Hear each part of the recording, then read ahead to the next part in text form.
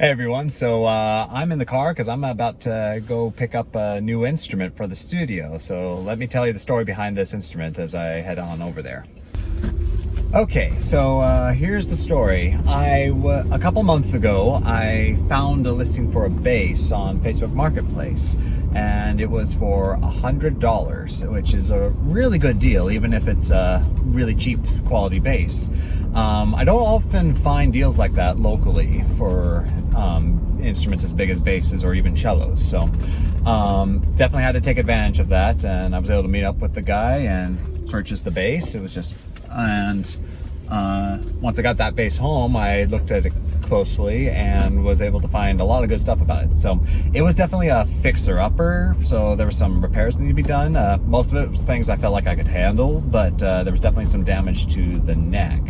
But there was a lot of good about this find. So first, one of the things that the seller of this bass told me is that it did not have a bow. But after I looked in the case, I found a bow. So pretty excited that there actually was one in there.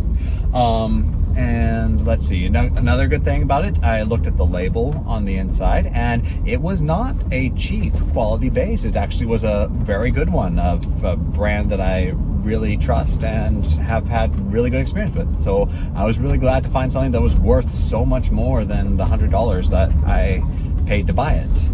And not only that, but there was another label inside there for one of my favorite violin shops here in Washington, Hammond and Ashley. So just indicated to me that this was once in their shop, and I could definitely trust the quality of it. So I sent Hammond and Ashley an email about this bass, just asking for some more information about it, because it was a new instrument to me and I just wanted to know everything I could about it.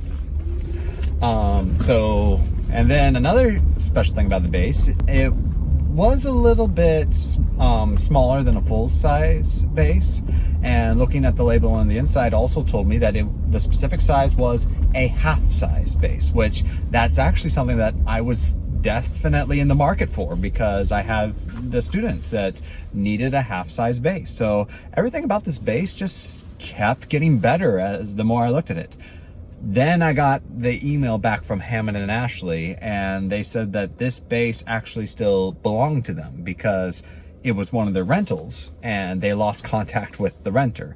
The renter was actually someone different than the person I bought it from. So it sounds like there was a little bit of a history since the bass left the shop and then got to the guy who sold it to me. So what that definitely means is that the bass was stolen property pretty much, and I realized that I couldn't keep it. So I offered to bring it back to their shop for them, and not only did they reimburse me for what I paid for the bass, but they also gave me $100 for my time of bringing it back to them. So they definitely appreciated that.